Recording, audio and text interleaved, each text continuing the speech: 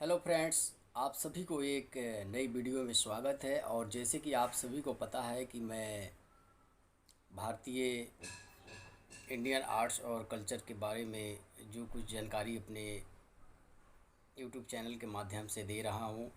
और आप सभी को पता है कि पार्ट 1, पार्ट 2, पार्ट 3 और पार्ट 4 हम लोग मैं बना चुका हूँ। और ये आज का जो वीडियो है ये है पार्ट 5।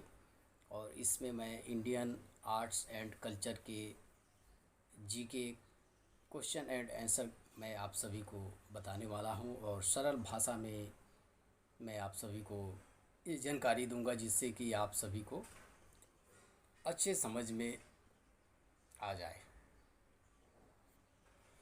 वैसे तो इंडियन आर्ट एंड कल्चर जो है वो जनरल अवेयरनेस सेक्शन का एक अत्यंत महत्वपूर्ण विषय है, जो कि UPSC, SSC, CGL, SSC, GD, CTET, NDA, IBPS, RRB, NTPC, LIC, AAO, RRB, ASM का या अन्य किसी राज्य स्तरीय परीक्षाओं की तैयारी करने वाले छात्रों को in Indian art and culture GK के क्वेश्चन और आंसर की अच्छे से तैयारी करना चाहिए।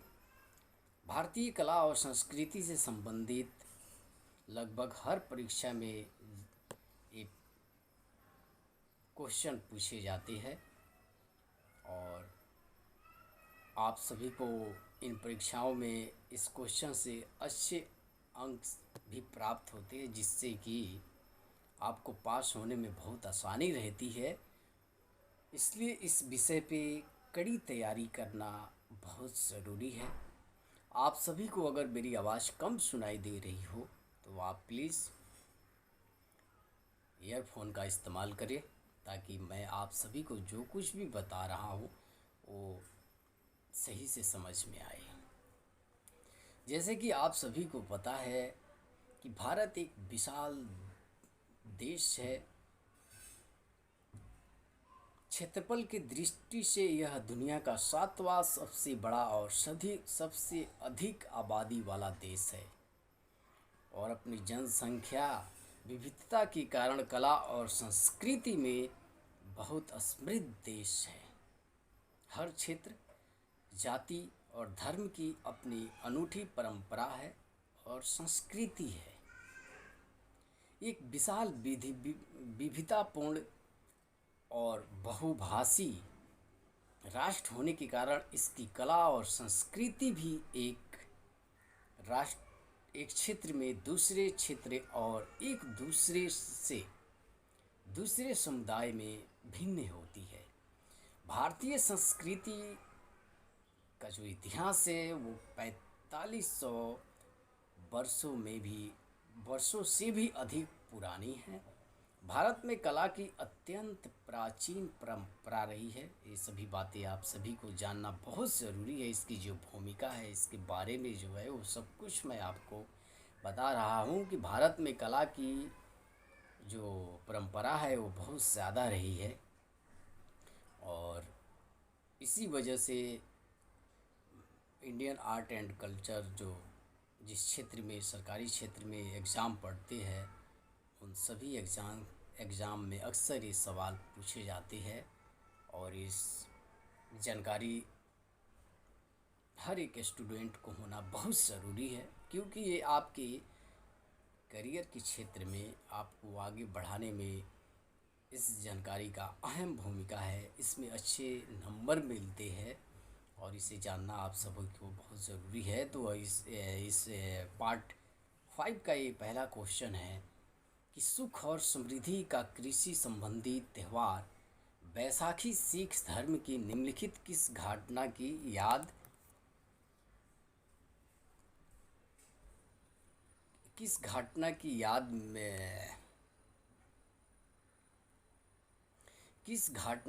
में मनाया जाता है। जैसे कि मैं फिर से एक बार इस सवाल को रिपीट कर रहा हूँ कि सुख और समृद्धि का कृषि संबंधी त्यौहार बैसाखी सिख धर्म की निम्नलिखित किस घटना की याद में मनाया जाता है? ऑप्शन ए में है अकाल तख्त की स्थापना। ऑप्शन बी में है खालसा पंथ की स्थापना। ऑप्शन सी में है गुरु ग्रंथ साहिब की सिख धर्म के गुरु के रूप में स्थापना। और चौथा ऑप्शन है हर मंदिर साहिबा की स्थापना।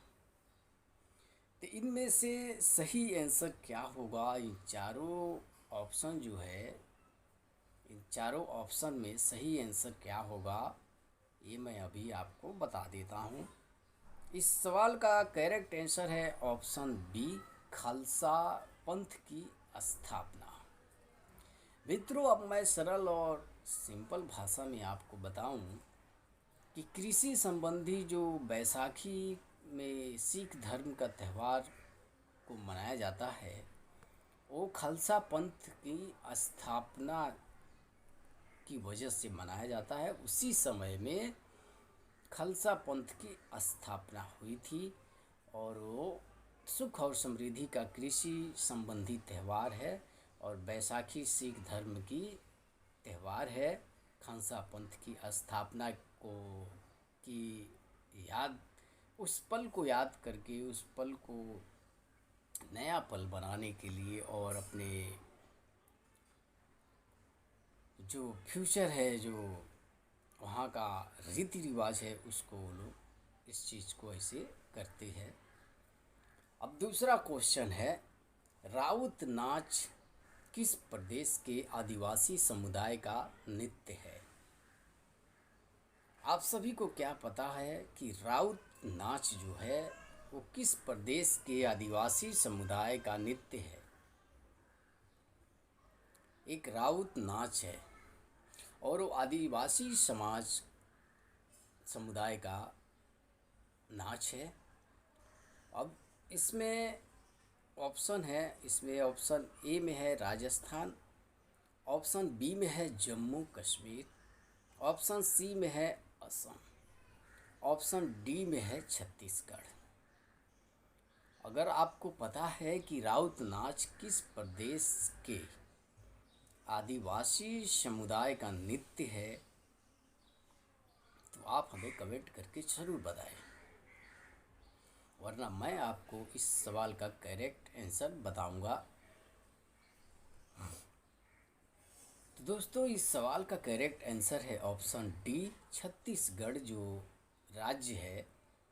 छत्तीसगढ़ राज्य में राउत नाच आदिवासी समुदाय का सबसे, क्या बोलूँ, नृत्य नाच है और वो लोग इससे मनाते हैं। उम्मीद करता हूँ दोस्तों कि आपको सवाल ऑप्शन के साथ सरल और सिंपल भाषा में हर एक सवाल को बताना चाह रहा हूँ। मेरा कोशिश ये है कि आपको मैं इतने सरल तरीके से बताऊं कि आपके ब्रेन में ये सेट हो जाए और इसमें से एक भी चीज़ें आपके ब्रेन में सेट हो गई ना तो आपको उस वक्त याद आ जाएगा कि हाँ ये वो चीज़ है, ये जो घटना है, ये जो त्यौहार है, या ये जो कुछ भी है ये इस जगह से रिलेटेड है और आपको सामने ऑप्शन रहेगा ही, आप तुरंत उस पर टिक मार्क करके और पास हो जाओगे। इसलिए मेरा लक्ष्य है कि आपको मैं बेहतर तरीके से बताऊं जिससे कि आपको जो जानकारी दूं मैं इंडियन आर्ट एंड कल्चर के बारे में, वो सारी जानकारियाँ सही से आपके ब्रेन में, आपके जीवन में उतर जाए ताकि आपको किसी भी क्षेत्र में इस क्वेश्चन का सामना करना पड़े तो आप आसानी से इसमें अपना जीत हासिल कर सके, है ना। अगला क्वेश्चन है दूसरों, घुमरा नृत्य है, एक घुमरा करके एक नृत्य है, वो किस राज्य का लोकप्रिय नृत्य है? घुमुरा करके एक डांस है, आपको आज के भाषा में बता दूं कि घुमुरा करके एक डांस है, वो डांस किस राज्य के लोकप्रिय है? ऑप्शन ए में है उड़ीसा, ऑप्शन बी में है मध्य प्रदेश, ऑप्शन सी में है महाराष्ट्र, ऑप्शन डी में है राजस्थान, कर्नाटक।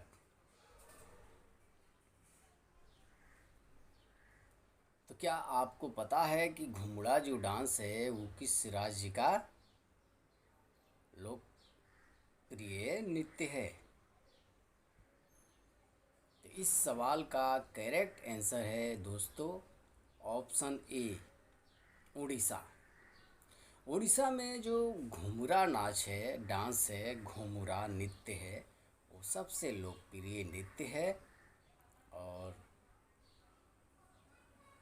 इससे सरल भाषा में मैं कैसे समझाऊं आपको, घुमुरा नृत्य जो है वो उड़ीसा का लोकप्रिय नृत्य है। उम्मीद करता हूं कि आपको ये जानकारी समझ में आ रही होगी अच्छे से। अब इसी के साथ हम आगे बढ़ते हैं और अगला क्वेश्चन है, उड़ीसा स्कूल, चंदेल स्कूल और सोलंकी स्कूल किस स्थापत्य शैली की 3 उप शैलियाँ है? ऑप्शन ए में है नागर शैली, ऑप्शन बी में है कलिंग शैली, ऑप्शन सी में है द्रविड़ शैली, ऑप्शन डी में है इनमें से कोई नहीं।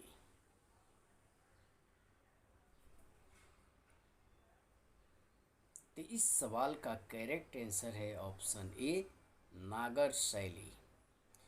नागर शैली जो है वो उड़ीसा स्कूल, चंदेल स्कूल और सोलंकी स्कूल के स्थापत्य शैली की 3 उप शैलियाँ है नागर शैली। ठीक है दोस्तों, किसी तरह का कोई कन्फ्यूज़न हो तो आप कमेंट में हमें ज़रूर बताएं, हम फिर से उसे रिपीट करेंगे और आपको सही से समझाने की कोशिश करेंगे, ऐसे समझाने की कोशिश करेंगे कि आप इस वीडियो को सुनने के बाद कभी भूल ना सके। मेरा मकसद सिर्फ़ और सिर्फ यही है कि मैं आपको इतना सरल भाषा में समझाऊं कि अगर आप ये वीडियो देखें तो आप इस सवाल का आंसर, इस सवाल को कभी ज़िंदगी में ना भूल पाए। जहाँ सामने आए वहाँ पे आप खटाक से इस क्वेश्चन का आंसर दे दें। अब अगला सवाल है, सतीपति संप्रदाय कहाँ का आदिवासी समुदाय है? सतीपति जो संप्रदाय है वो कहाँ के आदिवासी समुदाय है? ऑप्शन ए में है गुजरात, ऑप्शन बी में है महाराष्ट्र, ऑप्शन सी में है कर्नाटक और ऑप्शन डी में है मध्य प्रदेश। तो मैं आपको बता दूं कि सतीपति जो संप्रदाय है वो गुजरात आदिवासियों का समुदाय है। इस सवाल का करेक्ट आंसर है गुजरात, ऑप्शन ए। और गुजरात में सतीपति संप्रदाय जो है वो आदिवासी समुदाय है। ठीक है दोस्तों, तो क्या हम अगले क्वेश्चन की ओर बढ़े? क्या ये क्वेश्चन आप सभी को समझ में आ गया ना? दोस्तों, आप सभी से रिक्वेस्ट है कि अगर आप हमारे YouTube चैनल पर पहली बार आए हैं तो हमारे YouTube चैनल को सब्सक्राइब करें। और आप सभी को ये जानकारी, इंडियन आर्ट्स एंड कल्चर की जो जानकारी है वो आप सभी को पसंद आ रही हो तो वीडियो को लाइक करें आपके लाइक करने से हमें पैसे नहीं मिलते, हमें हिम्मत हौसला बढ़ता है, हमें बताने की, समझाने की, सिखाने की जो एक शक्ति है वो जागृत होती है बेहद प्रचंड रूप के साथ। तो हम अब इसी के साथ अगले क्वेश्चन की ओर बढ़ते हैं। और अगला क्वेश्चन है, राजगीर महोत्सव किस प्रदेश में मनाया जाता है? एक राजगीर महोत्सव है, वो महोत्सव किस प्रदेश में मनाया जाता है? ऑप्शन ए में है राजस्थान, ऑप्शन बी में है बिहार, ऑप्शन सी में है उत्तर प्रदेश और ऑप्शन डी में है मध्य प्रदेश।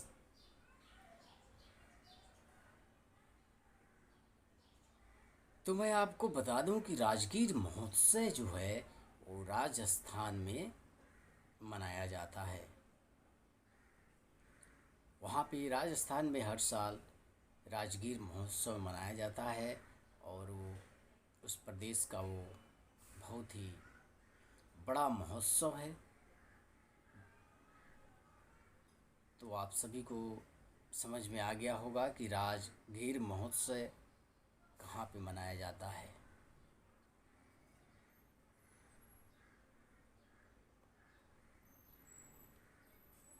अब अगला क्वेश्चन है, कौन सा लोक नृत्य बिहार से संबंधित है? कौन सा लोक नृत्य बिहार से संबंधित है? ऑप्शन ए में है विधि, ऑप्शन बी में है जगरना, ऑप्शन सी में है झोरा और ऑप्शन डी में है विदेशिया।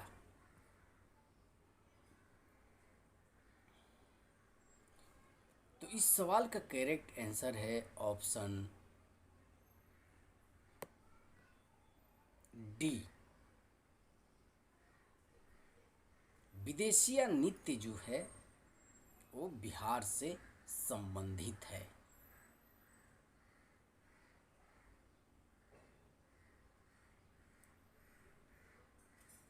विदेशिया जो नृत्य है वो बिहार से संबंधित है। ये भी समझ में आ गया होगा। तो हम बिना रुकावट के अगले क्वेश्चन की ओर बढ़ते हैं। अगला क्वेश्चन है, सिख धर्म के संस्थापक गुरु नानक का जन्म स्थान निम्नलिखित में से कौन सी जगह है? जैसे कि आपको मैं सरल बताऊं कि गुरु नानक का जन्म स्थान कहाँ पे है। क्या ऑप्शन ए में है शंकरगढ़, ऑप्शन बी में है सुल्तान नगर, ऑप्शन डी सी में है ननकाना साहिब और ऑप्शन डी में है शाहकोट। और मैं उम्मीद करता हूँ कि इस सवाल का जवाब आप सभी को अच्छे से मालूम होगा। अगर इस सवाल का जवाब आपको पता है तो आप कमेंट करके हमें ज़रूर बताएं, वरना मैं आपका भाई इस सवाल का करेक्ट आंसर बताऊंगा। तो अब मैं बिना रुकावट के इस सवाल का आंसर आपको बता दूं कि गुरु नानक साहब का जन्म ननकाटा साहिब में हुआ था। सिख धर्म के जो संस्थापक हैं गुरु नानक साहब का जन्म ननकाटा साहिब में हुआ था।